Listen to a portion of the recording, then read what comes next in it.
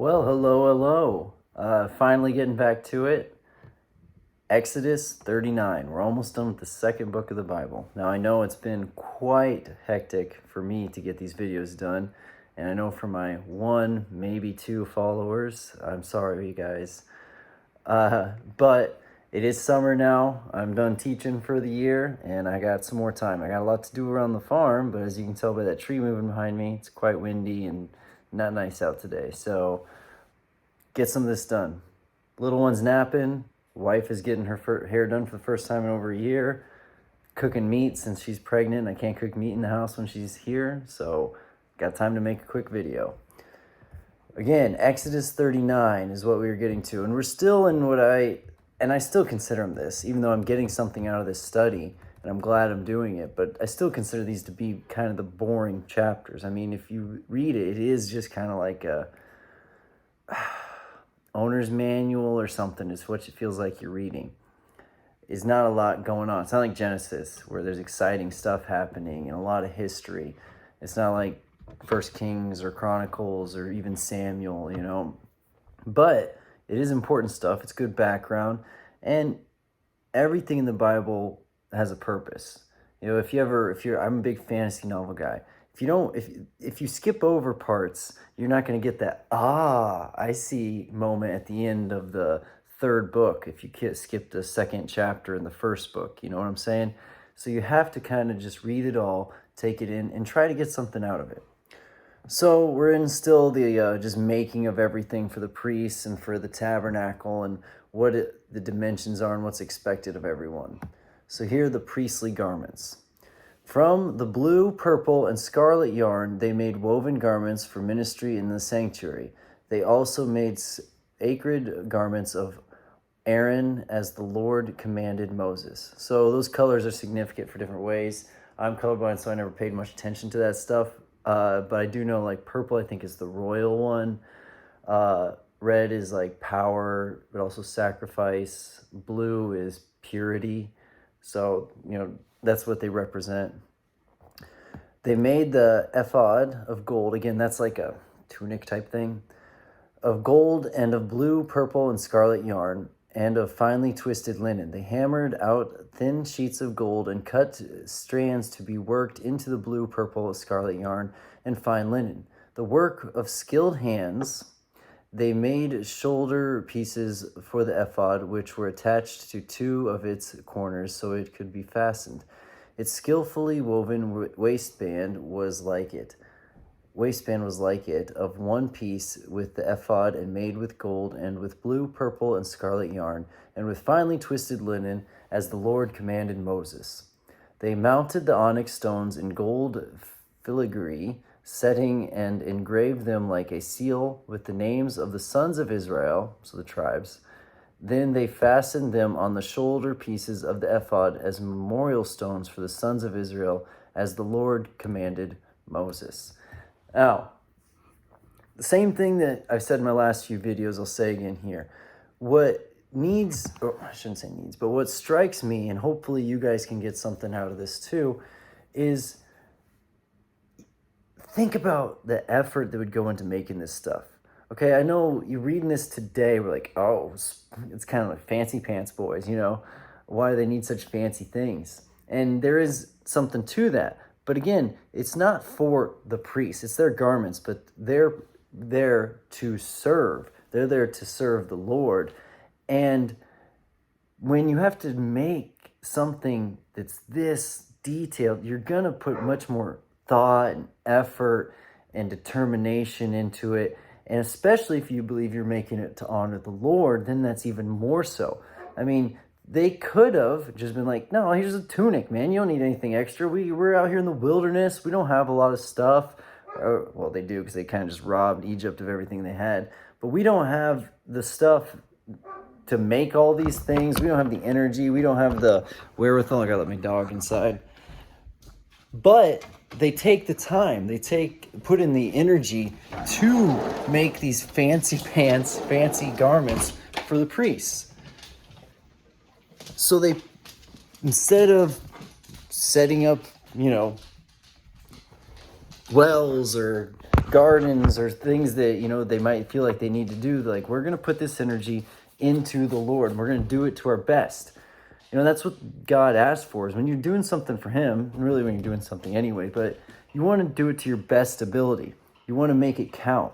You know, it's like if you, if you're old enough to do so, if you make something for your wife or for your mom or something for a gift, that's really thoughtful. But if they can tell that you didn't put any effort into it, it's just a crappy thing, oh, thanks, you know. But if you make something really to the best of your ability because you really love and honor your mother or your spouse or whatever, they're going to be like, wow, this is amazing. And that's what this is. They're putting their best foot forward. They're doing gold linen, everything they have to make. They got to make the dyes so that they can make the linen, so that they can do all this stuff. And it takes skilled hands. And there's something here. There's really bad commentary on these chapters, but there is something that I found here. It is said that those that are arrayed in the white robes of the Son of Man himself,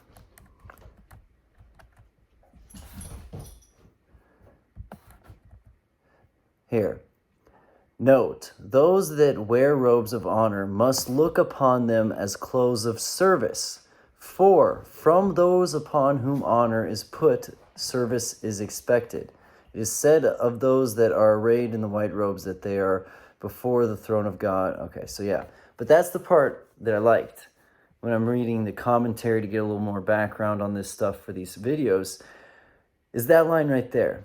Note, those that wear robes of honor, because that's why they're so fancy. These are robes of honor, you know, like the cardinals and the Catholic Church and whatnot. They who wear them must look upon them as clothes of service. For from those upon whom honor is put, service is expected. You know, and in some of my favorite movies, I think in Kingdom of Heaven, and in other movies, the new Robin Hood with Russell Crowe, I think, has a line kind of like this, but it's, the king has to serve the people in order for the people to serve the king.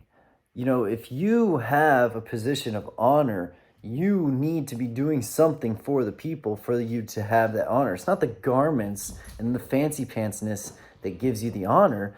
It's the service that you're doing. And you should be doing this service in the name of the Lord. So people want to honor God. They didn't make this stuff for the priests. They made this stuff to honor God. And the priests wear it and have the honor of God, which means that they are servants. That's why they don't, you know, they only get fed by people, you know, and all this stuff. They don't have a land of their own, the descendants of Aaron and the priests and whatnot. But again, just remember that. When we read this, I think in today's mind does this go to like the cardinals and the bishops and the Catholic Church or the Orthodox Church and the fancy pants, like, look at me, look at my fancy robes and stuff. But what God wants us to know is that fanciness was done and made, especially at that time, the hardship that to make it for him, and the honor that those people are giving to you actually belongs to God. You're supposed to use the honor that they give you to serve the Lord. And so many people, I think, and the priests, when we get further in the Bible, you'll find out, they end up serving themselves. With this honor, they serve themselves. You know, Tech 9. Absolute power corrupts absolutely. All right, that was a tangent. I need to get back here before my stuff's done cooking. They fashioned the breastpiece, the work of a skilled craftsman. They made it like the ephod of gold, of blue, purple, scarlet yarn, and of finely twisted linen. It was square, a span long and a span wide, and folded double. Then they mounted 4 rows of precious stones on it. The first row was carnelian, chrysolite, and beryl. The second row was turquoise, lapis, lazuli, and emerald. The third row was jacinth, agate, and amethyst. The fourth row was topaz, onyx, and jasper. They were mounted in gold filigree settings. There were 12 stones, one for each of the names of the sons of Israel, each engraved like a seal with the name of the 12 tribes. And you can go into much more detail. It was just too much, you know, all this symbolism. But, you know, it is kind of interesting. And again, I make these videos, maybe I should be doing it, but the symbolism of what does topaz mean? How hard was it to find? The symbolism of onyx, how hard is it to find? Because remember, each one of them represents, it's kind of a fun matchup game when you try to guess, okay, in the ancient world, especially among the Hebrews, amethyst was found here and it kind of represented this. I wonder which tribe it lines up with best after what I know happened with the tribes. So it is interesting stuff to look into, but what I get out of this, because for me, more than a commentary, this is what can I get out of these readings is just the work that goes into and the dedication and the remembrance of what has happened before. They're trying to honor the descendants of Israel and the 12 tribes and the traditions because they're trying to get back to that time. Now, they've been in Egypt for 400 years, slaves. We talked about that. But they've kind of lost their way, and they need this callback of tradition. For the breastpiece, they made braided chains of pure gold like rope. They made 2 gold filigree settings and 2 gold rings and fastened the rings to 2 of the corners of the breastpiece. They fastened the 2 gold chains to the rings at the corners of the breastpiece, and the other ends of the chains to the 2 settings, attaching them to the shoulder pieces of the ephod at the front. They made 2 gold rings and attached them to the other 2 corners of the breastpiece on the inside edge next to the ephod. Then they made 2 more gold rings and attached them to the bottom of the shoulder pieces on the front of the ephod, close to the seam just above the waistband and the ephod. They tied the rings of the breastpiece to the rings of the ephod with blue cord connecting it to the waistband so that the breastpiece would not swing out from the ephod as the Lord commanded Moses. They made the robe of the ephod entirely of blue cloth. They were the work of a weaver with an opening in the center of the robe, like the opening of a collar, and a band around this opening so that it would not tear. They made pomegranates of blue, purple, and scarlet yarn and finely twisted linen around the hem of the robe. And they made bells of pure gold and attached them around the hem between the pomegranates. The bells and pomegranates alternated around the hem of the robe to be worn for ministering as the Lord commanded Moses. All right. I wonder, what's the deal with the pomegranates? I know there's theories that the pomegranates were the first fruit of the forbidden tree or not, the tree of knowledge, maybe the tree of life, but I don't think that's exactly what they're doing. These commentaries on these chapters, they're just awful. The online Bible commentaries, it's like, did you not care about these chapters either? They're all the same. Bunch of nonsense. Like, I want to know what's the representation of the pomegranates. I don't care about a lot of the stuff they're saying. Nothing on that one. Anyway, for Aaron and his sons, they made tunics of fine linen, the work of a weaver, and the turban of fine linen. Something's going on the internet, because I know, because I spent so much time kind of messing around when I was in the Navy, when I'd have night watches in the oil lab, I'd look at this stuff. And I know, like, the Enduring Word Bible used to have a whole thing about what the pomegranates represented and the stones. And now it's not there. Like, I've noticed that. It's crazy when it's biblical stuff that's being removed. It'd be one thing if it was updated and changed, but they flat out removed a lot of commentary. Luckily, I have some of my own Bibles. We just unpacking and moving around here, but that's nuts how it's just gone. All right. The sash was made of finely twisted linen and blue, purple, and scarlet yarn, the work of an embroiderer, as the Lord commanded Moses. They made the plate, the sacred emblem, out of pure gold and engraved on it like an inscription on a seal, holy to the Lord. Then they fastened a blue cord to it to attach to the turban as the Lord commanded Moses. So all the work of the tabernacle, the tent of meeting, was completed. The Israelites did everything just as the Lord commanded Moses. Well, they better. I mean, after the stuff they've seen, they're probably scared to mess up in any way.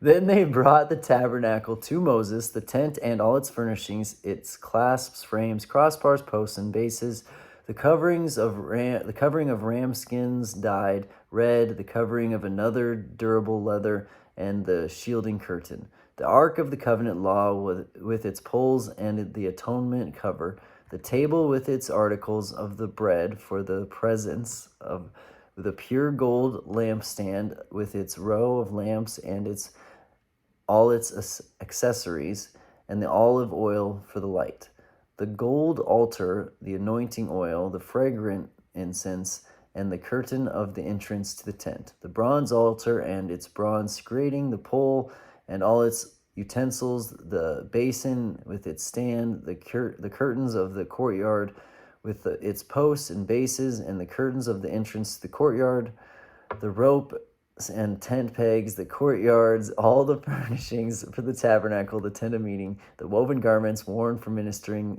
in the sanctuary, both the sacred garments for Aaron the priest and the garments of his sons when serving as priests. The Israelites had done all the work just as the Lord had commanded Moses. Moses inspected the work and saw that they had done it just as the Lord commanded. So Moses blessed them. All right, that's the end of 39. Do you see what I mean about, like, we just read chapters where they described each one of these things individually in detail. You know, the covering of the ram skin dyed red. We read all about that. They list every one. Again, it's not like they're like, you know, you're talking to your construction crew guys and you already went over the list of things. Like, okay, you know, we went over the nails that we need. We went over the type of screws that we need. And you're like, yeah. And then they go on to list everything again. It's like, dude, we just went over all this stuff. You could just said the things. They brought the things to Moses for inspection. But no, they list them all out again. It's like, I get it. Redundancy, you know, check, double check, you know, trust but verify. But come on. That's the way the Bible is. And that's one more reason whenever I used to hear, you know, you don't really hear it much anymore, but I used to all the time hear, oh, it's just a work of fiction, fantasy written back in the day. They were awful writers. That's not how you would write a fictional story to entertain people. All right, that's how you would write a history book, which is what this is to them. This is their history. This is Moses writing down the history of the people after they're leaving Egypt. I mean, but again, I would encourage you, and I'm sorry that I'm having trouble finding it. Maybe one more time right here.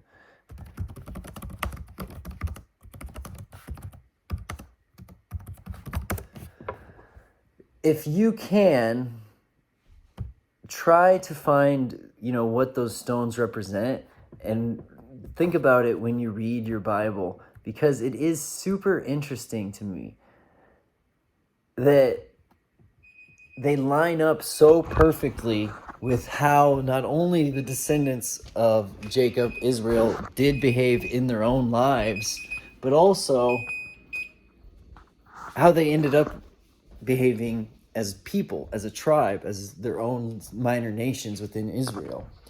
You know, it goes one more way to show that, you know, God says nothing new under the sun. Everything's cyclical, not in the like birth, rebirth sort of way that maybe new agey people look at it, but everything's cyclical in that a prophecy or a scripture or something that's written, it doesn't even necessarily have to be prophecy. Not only is it true at that time, it's true all the time. It's true in every time. And that's what I find most interesting. It's like the stones, they literally line up with how the descendants of Israel behaved. And the descendants of those descendants of Israel, the people themselves end up a lot like what the stones represent.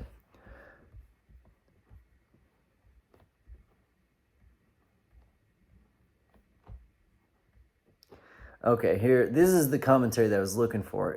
I can't find the representation anymore. I mean, you can individually, but I can't find like a list. Like you look up meaning of onyx in ancient world, and you got to kind of narrow it down because they won't give you the exact Hebrew, but they'll give you like that Semitic region, and that's good enough. But this is kind of what I was looking for.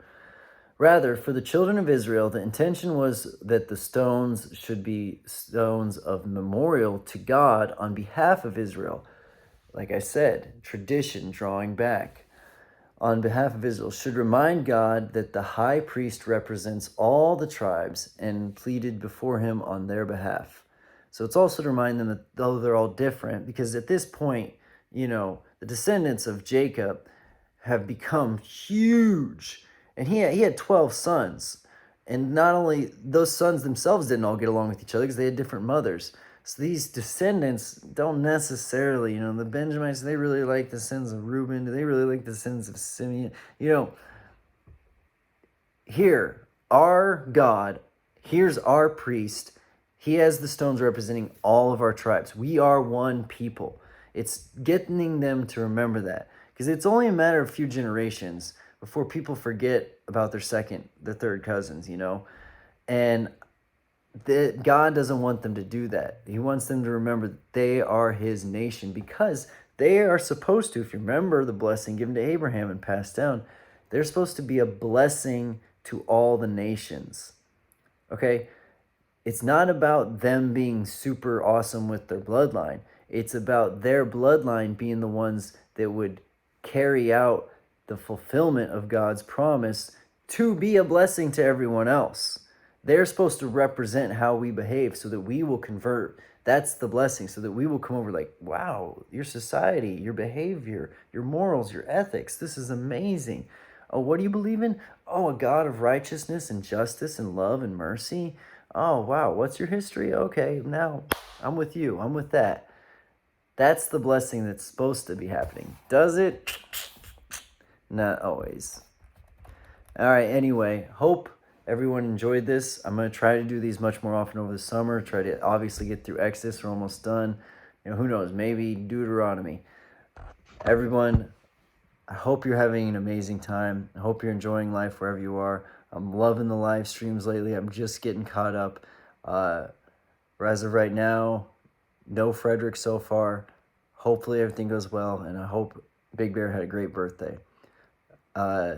Inspired me to start making these videos, and I love it because it makes me dive deeper into the Bible, especially the parts that I may not have read in a long time. And I hope everyone else that watches this, all one or two of you, does the same thing. God bless.